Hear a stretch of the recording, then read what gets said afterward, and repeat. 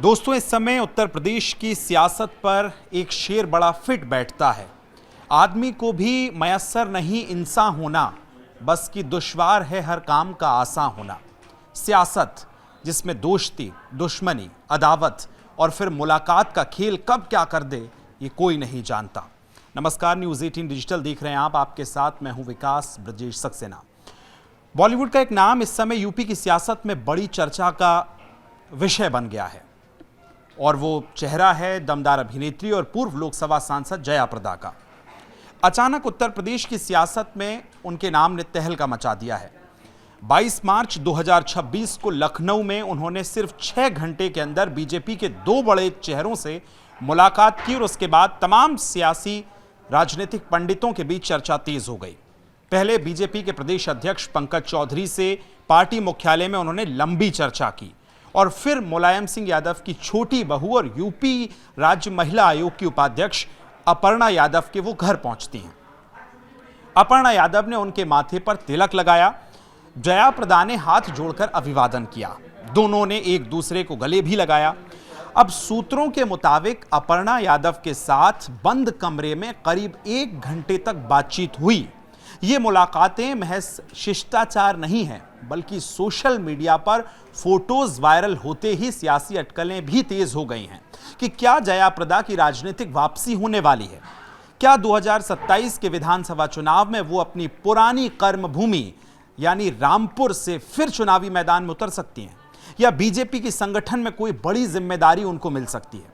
अब थोड़ा सा पीछे चलते हैं। आप याद कीजिए, एक वक्त था जब जया प्रदा पश्चिम उत्तर प्रदेश की सियासत में बुलंदी पर हुआ करती थी। दिवंगत अमर सिंह के कहने पर समाजवादी पार्टी में वो शामिल हुई थी और आजम खां के किले माने जाने वाले रामपुर से 2 बार लोकसभा की सांसद चुनी गई थी, 2004 और 2009 में। लेकिन आजम खां से अदावत के चलते 2010 में सपा से निष्कासित उनको कर दिया गया। फिर राष्ट्रीय लोक दल और उसके बाद अब बीजेपी। 2019 में बीजेपी ने उन्हें रामपुर से लोकसभा का टिकट भी दिया, लेकिन हार का सामना करना पड़ा। उसके बाद जया प्रदा सियासी मैदान से लगभग गायब रहीं, हाशिए पर चली गई, यह भी कहा जा सकता है। लेकिन अब स्थिति बदल रही है। आजम खां सलाखों के पीछे हैं और कई कानूनी मामलों में फंसे हुए हैं। उनका रामपुर गढ़ सियासी तौर पर अभी देखें तो काफी कमजोर नजर आता है। कई वरिष्ठ पत्रकार अपनी अपनी चर्चाएं कर रहे हैं। आजम खां के लिए कई पत्रकारों ने यह भी कहा कि अब चुनाव से ज्यादा कानूनी जंग लड़ना उनके लिए इस वक्त अहम है और यही ठीक वक्त है। जया प्रदा की सक्रियता जो दिखा रही है वो ठीक वक्त पे नजर आती है। क्या वो इसी मौके का फायदा उठाकर रामपुर में एक बार फिर ग्रैंड एंट्री करने वाली है? क्या आजम खां के मजबूत गढ़ में जया प्रदा बीजेपी से कोई ताकत उसको बीजेपी को दोबारा देने वाली है? क्या 2027 में रामपुर का पूरा जो सियासी समीकरण है वो बदलने वाला है? कुछ लोग ये भी कह रहे हैं कि महिलाओं को 40,000 रुपए पेंशन जैसे मुद्दों पर अखिलेश यादव की घेराबंदी के लिए बीजेपी जया प्रदा और अपर्णा यादव जैसे चेहरों का इस्तेमाल कर सकती है।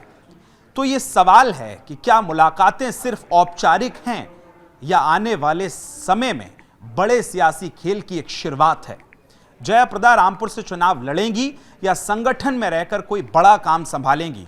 2027 का चुनाव आगे है और रामपुर की सियासत अब कितनी दिलचस्प होगी, एक बड़ा सवाल है जो कि समय के गर्त में है।